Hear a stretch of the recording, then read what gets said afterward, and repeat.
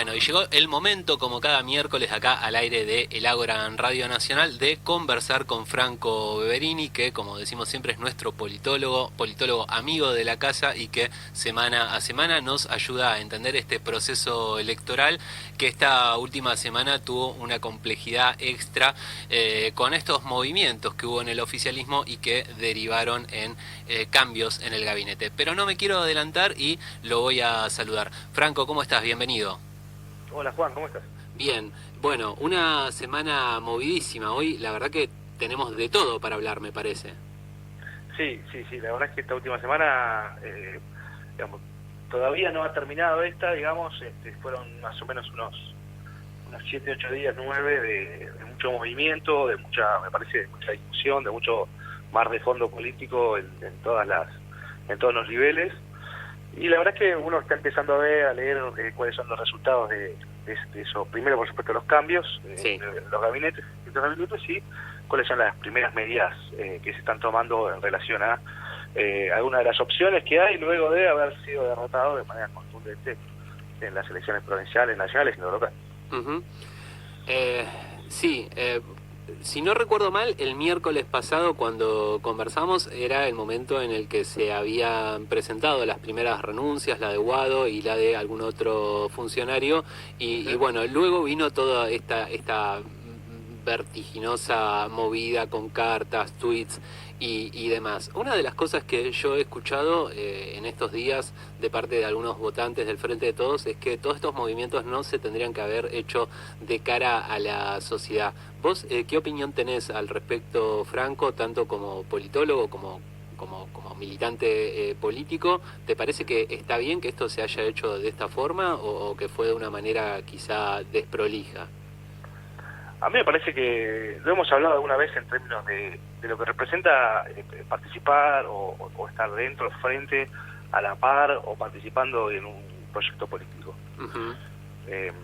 Los proyectos políticos tienen tensiones, tienen rispideces, se generan conflictos y la verdad es que no sé de qué hubiese servido tratar de ocultarlos. Tampoco me parece a mí que haya sido un nivel de, quiero decir, si no nos escandalizamos con algunas cosas, me parece que con esto muchísimo menos. No hubo en ningún momento una crisis, sí, lo que hubo fue una derrota, eso está clarísimo. Y cuando hay una derrota de un oficialismo, sobre todo con este nivel de contundencia, hay que tomar decisiones y hay que ir a pedir explicaciones y a tensionar en aquellos espacios donde se tenga que tensionar. Entonces, a ver, me parece que de espaldas a la sociedad no conviene hacer nada. Después estamos siempre, ¿no? Los famosos sommelier de la forma, ¿no? Sí. Que no es tan importante el fondo como la forma. Bueno, puede ser. No creo que sea lo ideal en términos políticos. Sí entiendo que toda vez que esto genera tensiones, que genera discontinuidades y maneras de ver, como por ejemplo hoy se marcó claramente, o lo marcó claramente el ministro de Economía respecto a si es déficit o es gasto. Me parece que está bien, que suma, no hubo insultos, no hubo falta de respeto, me parece que no se retó al electorado respecto a cómo había votado, no se lo castigó. Es una derrota y como tal va a generar consecuencias. Las primeras que genera son un aumento notable de las tensiones internas dentro de la coalición de gobierno y finalmente una resolución por consenso, como corresponde. Y no me pareció tan altisonante. Sí, lo que me pareció altisonante es la insistencia casi sistemática que tiene la oposición en violentar las formas democráticas en términos de discusión política y todo llevarlo a cuestiones que tienen que ver con el blanco-negro y no con los distintos matices que tiene la política. Es cierto. Sí, a ver, acá se vivieron momentos de tensión, quizá de incertidumbre sobre cuál era el futuro del Frente de Todos, pero es cierto que todo se hizo de manera política, con un debate público, digamos. Creo que la misma vicepresidenta lo remarca en la carta, que no Claro. hubo operaciones de prensa ni mensajes mandados de otra forma. Pero ¿crees que esto...? La etapa del día siguiente, del día viernes. Sí, después de la carta de Cristina es. De uno de los diarios dominantes era el presidente, yéndose, optando por subirse a un helicóptero. Sí. O sea, hay algunas sugerencias que me parecen mucho más violentas que poner sobre la mesa una atención al respecto, por ejemplo, cómo se va a gastar ahí el dinero del presupuesto de la que viene. Sí, no la había visto esa etapa, pero bueno, claramente hay una intención muy fuerte de mandar un mensaje con algo que tiene un valor simbólico muy fuerte como es un helicóptero. Exacto. Yo te quería consultar por esta cuestión del consenso. A mí la sensación que me queda después de todos estos movimientos es que no se termina de resolver alguna cuestión de fondo que tiene que ver con esto que señala la vicepresidenta en la carta con el rumbo económico. Digamos, no se han tocado los ministros del área económica, pienso en Culfas, pienso en Guzmán, pienso quizá en Moroni. ¿Está resuelto esto o es un primer paso, es un gabinete 1.5, como decían algunos colegas? A mí me parece que lo que en estas cuestiones que no solamente tienen que ver con decisiones de rumbo económico, sino con rumbo político, me parece que lo primero que se hace es tensionar, ¿no? Se tensiona esa cuerda en términos de cuáles son los argumentos de cada una de las partes, digamos, que están en esa tensión. Ajá. Y en ese camino lo que creo que se empezó a lograr es por ejemplo, hoy en Va de Negocios salió una nota en donde Guzmán sostiene que está dispuesto a rever algunos de los números del presupuesto, con lo cual ya se empieza a ceder en términos de lo absoluto que era, digamos, a documento cerrado, como era el presupuesto presentado hace unos días atrás. Sí. Con lo cual ya se empiezan a revisar algunos números, un poco la inversión, digamos, que se había previsto en la cuestión social va a tener evidentemente va a tener que aumentar, no solamente por una cuestión de crecimiento de la microeconomía, sino de la macroeconomía. Así que yo creo que sí, que hay tensiones, sí, que hay diferencias, sí que hay que resolver una cuestión que es muy muy difícil y muy problemática, que es cómo vamos a hacer nosotros para arreglar con el Fondo Monetario Internacional la deuda más grande que inició en su historia. Esos son las tensiones, esos son los problemas, los conflictos, los antecedentes, el contexto, ¿no? Esto que todo el tiempo nos quieren quitar como capas y como asunto de análisis, ¿no? Imagínate que vos me llamás a mí por teléfono para que yo te hable de análisis político y yo no te hablo del contexto, me sacás el contexto, me decís analizar tal circunstancia pero sin el contexto. La verdad que es absolutamente imposible, no se puede, el prisma por el cual uno empieza a mirar las cosas. Entonces, sí, claramente en política todo es contexto. Todo es contexto, ¿no? Entonces, porque no podemos, yo te puedo decir, bueno, ¿qué voy a decir que hay una pluma? Y vos me decís, bueno, depende. Bueno, exactamente, depende. Esto es lo mismo, ¿no? Digamos, ¿es mucha deuda, 50.000 millones de dólares? Bueno, depende. Tenés que tener un contexto. Por ejemplo, ir primero a mirar cuáles fueron las líneas de crédito otorgadas de manera stand-by por el Fondo Monetario Internacional desde Bretton Woods hasta ahora. Bueno, ¿cuáles fueron? Bueno, te das cuenta que esta fue por escándalo la más alta. Sí. Y perfecto, y después ves, bueno, ¿en dónde se invirtió? Ves que no se invirtió para nada en infraestructura o en desarrollo de capacidades productivas del Estado, sino que el Estado, digo, de los privados, se dedicó a financiar la fuga y la visibilidad financiera. Entonces, ese es un gran inconveniente, digamos, que tiene la economía, que no es que Guzmán es un caprichoso y quiere bajar el déficit para poder hacer frente a los vencimientos. Es que no le queda otra. Y por otro lado tenés la política, ¿no? La política empujando y diciendo, che, en estos niveles de gasto y de consumo privado estamos en problema porque la gente no está dando la vuelta. ¿Se entiende? La tensión es una tensión lógica típica de política económica, pero está condicionada por los condicionantes, por la infinidad de condicionantes que hemos recibido. Bien. ¿Y el perfil de los ministros nuevos cómo lo ves? Hay algunos que vuelven, ¿no? Vuelven a estar en funciones. Pienso en Julián Domínguez, pienso en Aníbal Fernández, pienso también, ¿no?, en esa antigua rivalidad que tuvieron en algún momento. ¿Esto puede ser un problema en el gabinete o es algo que... No, para nada, no. Digamos, cualquiera, yo he tenido la suerte de compartir alguna vez un café o un almuerzo con ellos dos, sobre todo en la época de la campaña cuando ellos hicieron su interno, ¿te acordás? Sí. Y son dos personas muy formadas, muy comprometidas con su trabajo, con la gestión. Quizás en algún momento cuando se acerque la fase agonal de la política, ¿no? La parte donde empiecen a ver cómo están posicionados en términos electorales, quizás ahí sí se empiece a tensionar un poco, pero me parece que mientras tanto van a trabajar por lo que le pide el presidente. Eso no hay ninguna duda, y de hecho creo que lo que le aportan es mucho volumen político y mucho volumen de gestión, que eso se nota, ¿no? Y además tampoco dejaría de lado la figura de Mansur, ¿no? Que Sí. ya ha intentado, me parece, rápidamente cambiar un poco el perfil de lo que había sido la jefatura de gabinete, interviniendo en algunos asuntos donde no estaba interviniendo y llamando a reuniones, al menos ya semanales, con los distintos ministros.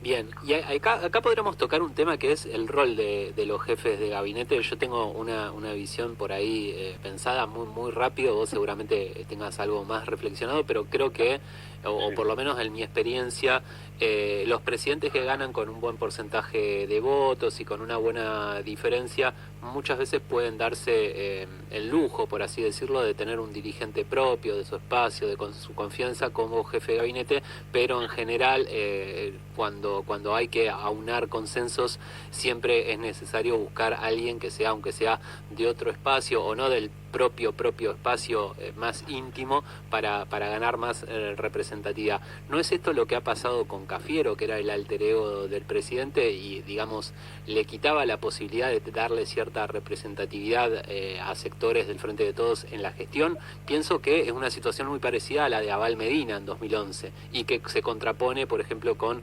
Capitanich o el mismo Aníbal Fernández, que han sido jefes de gabinete y que, digamos, Mansur viene en esta línea, ¿no? De tener un jefe de gabinete con peso propio y proactivo que lleva adelante una agenda de sectores de la coalición que por ahí no están tan representados. Mira, la verdad que sí, coincido con vos. Me parece que no sé si tanto en términos de cuál fue el resultado electoral, en términos de holgura o no, al momento de hacerse con la presidencia. Me parece que siempre ha sido la primera elección, una elección, digo, la primera elección del jefe de gabinete siempre una referida o en concordancia con las la mirada del presidente o la presidenta, ¿no? Digamos, con el tiempo me parece que eso se empieza a tensionar y finalmente es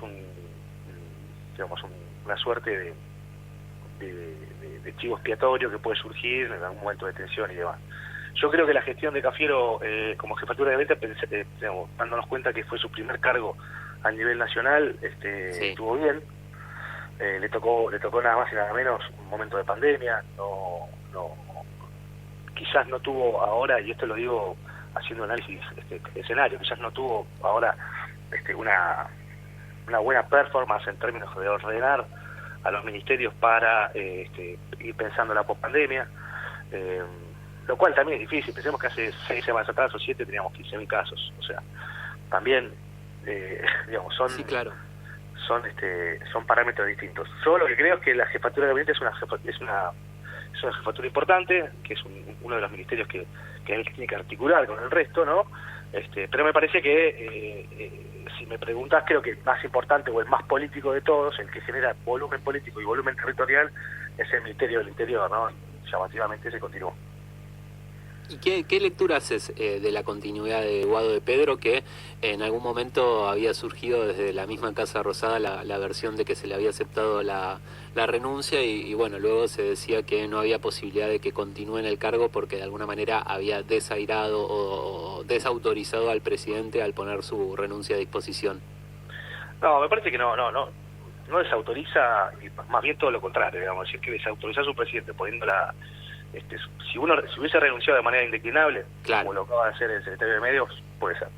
Ahora, si vos ofreces tu renuncia, digamos, un gesto que lo que está comunicando en términos políticos, ¿no? Y un día nosotros los argentinos nos vamos a morir de literalidad, lo que le está expresando al presidente es: haga lo que tenga que hacer, hasta inclusive si me tengo que ir, me voy a ir conforme, porque entiendo que debe haber una reorganización luego de cualquier elección y muchísimo más después de una derrota tan dura. Eso es lo que estaba diciendo. Como ministro del Interior da el gesto.